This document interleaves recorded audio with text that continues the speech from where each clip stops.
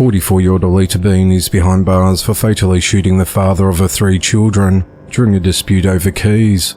At 10:09 p.m. on Tuesday the 21st of May, authorities responded to a residence at 3319 Ardmore Street in Memphis, Tennessee and reports of shots fired. When police arrived, there were 3 juveniles standing outside the premises who told them their mother had shot their father. When officers entered the home, they found Alita intoxicated in the kitchen and her husband Terrence Bean deceased laying face down on the ground with a gunshot wound to his chest. 3 spent shell casings were found nearby. Alita told officers that she and her husband were fighting over the gun, and the gun went off. Her daughter, though, told investigators that her parents were arguing over keys, and at one point her mother grabbed a knife and tried to stab her father in the kitchen. The argument moved into the bedroom and then back to the kitchen. The fight escalated to Alita being on the ground and the victim without pants on. The juvenile said her mother asked her to get a gun, but her father got the gun, gave it to her mother, and told her to shoot him when she fired the weapon 3 times. Police said that Terrence was shot in the lower part of his chest, and he had a deep cut to the right middle finger and a cut to his left forearm. Investigators said they recovered a large knife in the trash can and a 9mm handgun from a bedroom. Alita was arrested after being treated at the hospital for shoulder pain. She was booked into the Shelby County Jail and charged with second-degree murder. A neighbour said it's painful to hear that someone been on drugs or doped up or smoking or whatever and drinking. That's when I feel like opens the door to crime, you know. People don't think about having a gun being drunk. You kill somebody, the neighbour said. The investigation into the matter continues. 30-year-old Timothy Gibbons Jr. is behind bars for fatally shooting family friend 63-year-old Alan Howard.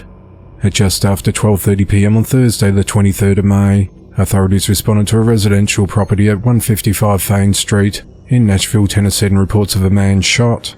Authorities said that Timothy was on scene when officers arrived and told them he had shot Alan. Authorities said that the 2 men were arguing in a car when it escalated and one of the men drew his gun.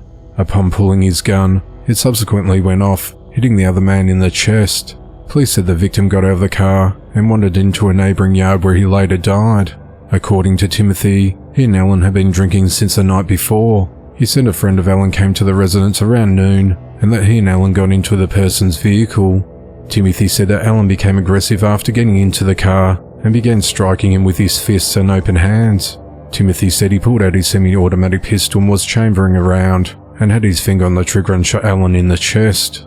Timothy got out of the vehicle and told family members to call police. Alan's friend with the car was not at the location when officers arrived. Timothy was arrested and charged with criminal homicide and remains held at the Davidson County Jail on a $75,000 bond. The investigation into the matter continues.